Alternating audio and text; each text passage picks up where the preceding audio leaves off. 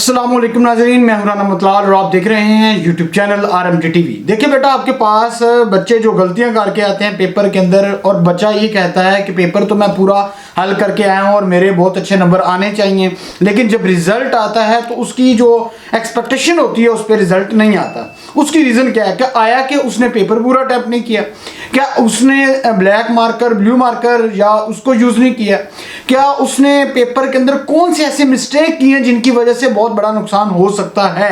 ये बड़ी अहम तरीन चीज़ है बेटा, एक चीज़ ध्यान में रखें। सबसे पहले आप याद रखिएगा, जब आप पेपर अटेम्प्ट करते हैं कुछ बच्चे ऐसा करते हैं, सिर्फ और सिर्फ यकीन मानिएगा वॉल पेन से ही क्वेश्चन लिखते हैं, वॉल पेन से ही जवाब लिखते हैं, उसी वॉल पेन से ही डायग्राम बनाते हैं, ठीक है, और एंड पे लगा के बस और एंड पे लिख देते हैं। जो मैंने अक्सर देखा है पंजाब बोर्ड के जो स्टूडेंट्स हैं उनको खत्म शुरू लिखा और वापस, ठीक है। अब देखिए जो टीचर बैठे हैं वो कौन सा आपके कहते खाला फूफी का मामा है, कौन है यार। देखें ये जब ऐसा काम करके आएंगे तो वो क्या समझेगा आपने बहुत अच्छा काम किया है। यकीन मानिएगा वहां पे इंतहाई सीनियर लोग बैठे होते हैं, वो इस चीज को नोट कर रहे होते हैं।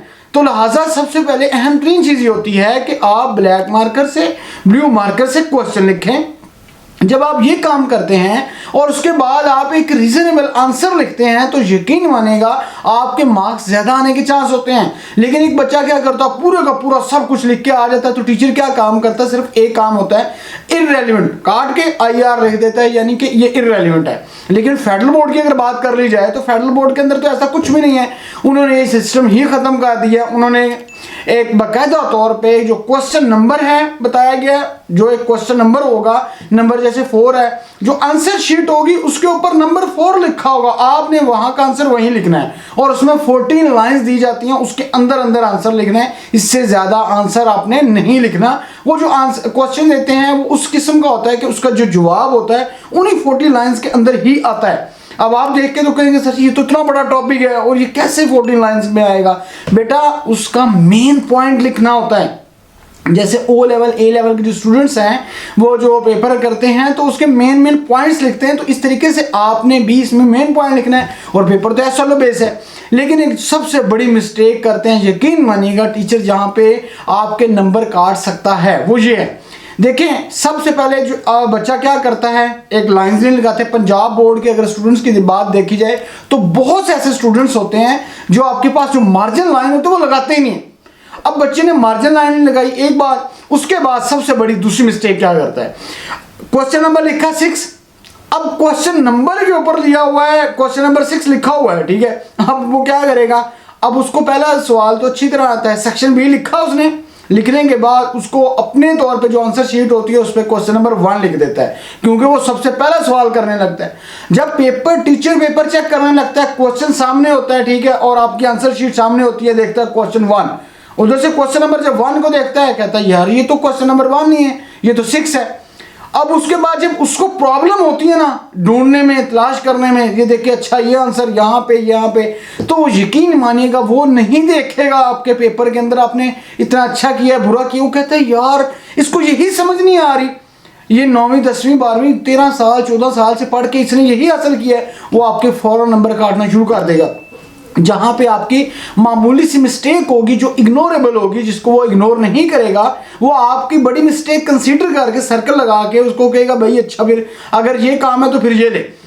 वो देखें याद रखिएगा, मैं पर्सनली बता रहा हूं, यकीन मानिएगा कोई नहीं बताएगा, टीचर जो है वो जो पेपर चेक कर रहा है वो उसका कोई ताल्लुक नहीं है आपसे, ठीक है। वो सिर्फ और सिर्फ अपने पैसों के लिए काम कर रहा होता है। गर्मी के अंदर जून जुलाई की, आप जून में तो आप पेपर दे रहे हैं भाई मुश्किल के अंदर, जुलाई के अंदर वो बैठ के एक सरकारी स्कूल के अंदर जहां पंखा नहीं चल रहा वो वहां पे पेपर चेक कर रहा है, वो आपको नंबर देने के लिए पेपर कर रहा है, वो अपनी भाई मेहनत के लिए काम कर रहा है, मार्किंग के लिए कर रहा है, ठीक है, अपने पैसे कमाने के लिए कर रहा है। और लेकिन वहां पे आप ये मिस्टेक करके आते हैं और फिर कल को ये इमेजिन करते हैं कि सर हमारे नंबर नहीं आए, तो बेटा गलती आपकी है। मैं अभी बता रहा हूं, ये असल में काम बनता ये है कि जो टीचर्स होते हैं उनका काम बनता है ये डे बाय डे जो है जैसे जैसे आप पढ़ा रहे होते हैं स्कूल कॉलेज के अंदर तो बच्चों को गाइड करें। लेकिन रीजन इसके पीछे एक और होती है कि काफी लोगों ने मार्किंग नहीं की होती, ठीक है। तो जब वहां मार्किंग नहीं की होती तो उनका सबसे बड़ा प्रॉब्लम यहाँ पे आता है, ऐसी बात नहीं है कि नहीं आता, आता है।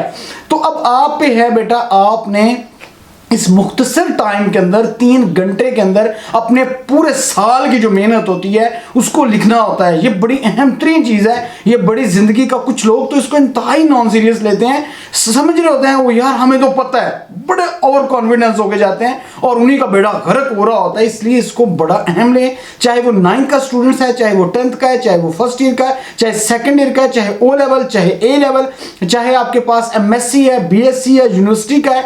बेटा आपके पास तालीम ही है जिसके जरिए आप आगे आ सकते हैं और मेरा मानना यह है कि आप नंबर ले सकते हैं। बेहतरीन क्वेश्चन ये होता है कि आप जो मर्जी सेक्शन अटेम्प्ट करें, इससे फर्क नहीं पड़ता, ठीक है, लेकिन जो सेक्शन आप अटेम्प्ट कर रहे हैं उसको पूरा करें, उसके बाद लाइन लगाएं, उसके बाद फिर दूसरे सेक्शन की तरफ जाएं, ठीक है। अब कुछ बच्चे ऐसे भी होते हैं, बताना जरूरी है, और सेक्शन बी का सवाल नंबर लिखा दूसरा, फिर तीसरा, फिर चौथा, और उसके बाद याद है सेक्शन सी मुझे बहुत अच्छा आता है और सेक्शन सी स्टार्ट कर दिया।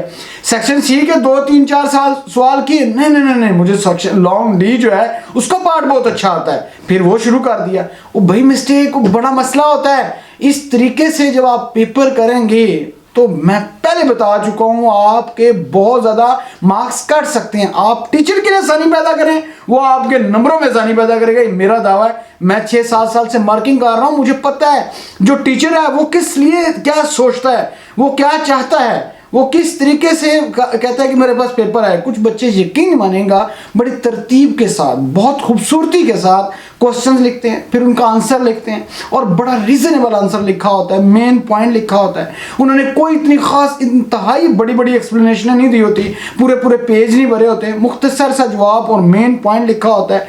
जो हमारे पास की भी आती है ना बोर्ड की तरफ से, जो की आती है उसमें भी मेन पॉइंट लिखे होते हैं, उसमें भी पूरे पूरे आंसर नहीं लिखे होते। ऑब्जेक्टिव एक ऐसी चीज होती है जिसमें कोई नंबर आपके नहीं काट सकता, वो आपके ऊपर होता है, ठीक है, लेकिन जो सब्जेक्टिव होता है जिसमें ज्यादा मार्क्स होते हैं वो बेटा हमारे टीचर्स के हाथ में होता है। और टीचर ने जो नंबर दे दिया किसी का बाप भी चेंज नहीं कर सकता, ये याद रखिएगा। बोर्ड के अंदर, ये पाकिस्तान के अंदर असूल है, जो टीचर ने नंबर दे दिए, चाहे आप अदालत में जाएं, चाहे जहां मर्जी जाएं, यहां टीचर के पास इख्तियारात है कि अगर आपने कहीं भी मिस्टेक किया और वो आप जस्टिफाई कर सकता है तो आप उसके नंबर अपने चेंज नहीं करवा सकते। बाज़ लोग कहते हैं हम पेपर रीचेक करवा लेंगे, कुछ करवा लेंगे, उसमें री अकाउंटिंग होती है। लेकिन कुछ लोग बताते हैं ये मेरा आंसर है, कुछ जगह पे ठीक भी हो जाता है लेकिन बहुत कम केसेस होते हैं। लेकिन जो टीचर 7-8 साल से मार्किंग कर रहा है वो अपनी गलती मानेगा? नहीं मानेगा बेटा, ठीक है। वो उसने लाजमी तौर पर जहां से नंबर आपका काटा है उसको उसकी रीजन पता होती है कि अच्छा ये इसने की है और कल को उसका जवाब दे होता है।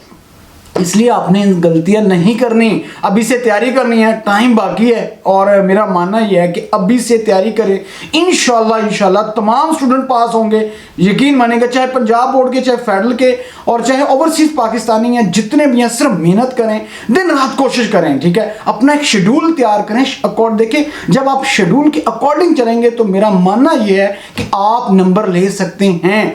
और बेटा यही वाहिद एक जरिया है जिसके जरिए आप आगे आ सकते हैं। आपके सामने जो बड़े से बड़ा लोहा है वो आपके सामने झुक सकता है सिर्फ तालीम के जरिए। और आपने दुनिया को दिखाना है कि मैं सबसे बेस्ट हूं, परेशान नहीं होना। बाज लोग कंफ्यूज हो जाते हैं पेपर अटेम्प्ट करके, देख के पता नहीं क्या होगा। बेटा ऐसा कुछ भी नहीं है, ठीक है। आपने हौसले के साथ, मेहनत के साथ ये चीजें करनी है और इंशाल्लाह आपका पेपर अच्छा होगा।